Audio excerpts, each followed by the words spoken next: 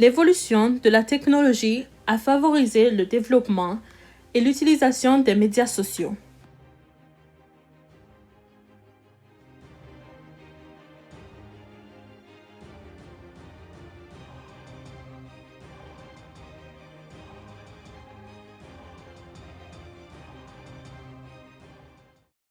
Inévitablement, des problèmes associés aux réseaux sociaux et la surutilisation du sujet sont parvenus. La dépendance aux réseaux sociaux est une forme d'addiction à l'égard des plateformes des médias sociaux.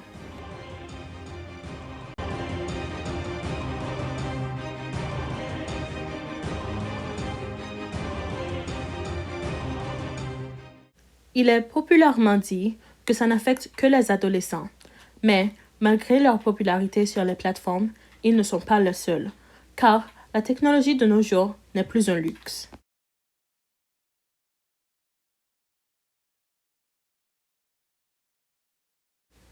De nos jours, il est estimé que le nombre d'utilisateurs sur les médias sociaux est de 2,3 milliards. Dans un sondage de 2014, il est révélé que les utilisateurs de 15 à 19 ans passent au moins 3 heures par jour sur leur compte de médias sociaux, tandis que ceux de 20 à 29 ans en passent 2 heures par jour.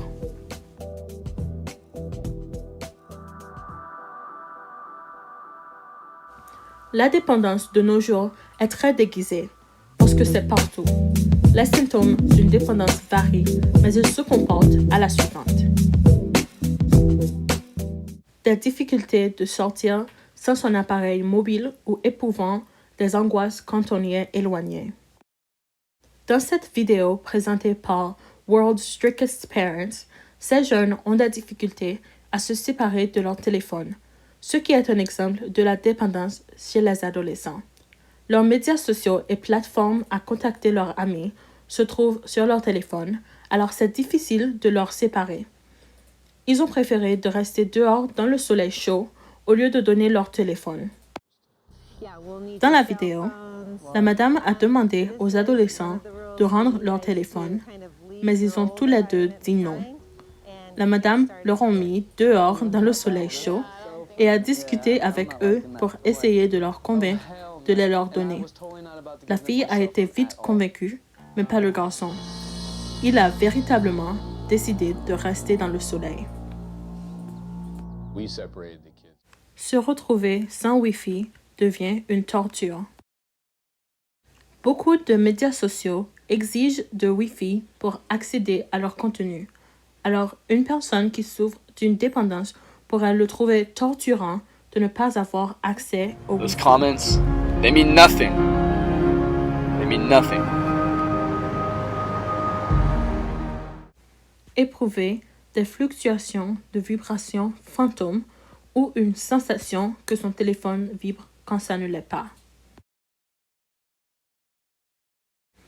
Ce n'est pas seulement leur message, c'est le progrès sur les sites comme Instagram, où les gens vont toujours aller regarder combien de gens se sont abonnés ou ont aimé leur post.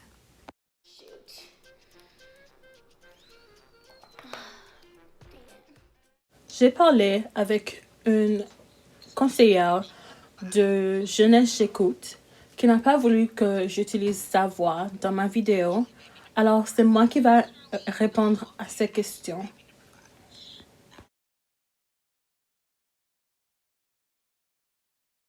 Première question. Comment est-ce que la dépendance aux médias sociaux affecte les adolescents? Ça peut vraiment nuire à l'estime de soi et ça peut avoir un effet vraiment négatif pour certains adolescents. Pouvoir interagir sur les réseaux sociaux peut être mauvais pour de nombreux adolescents.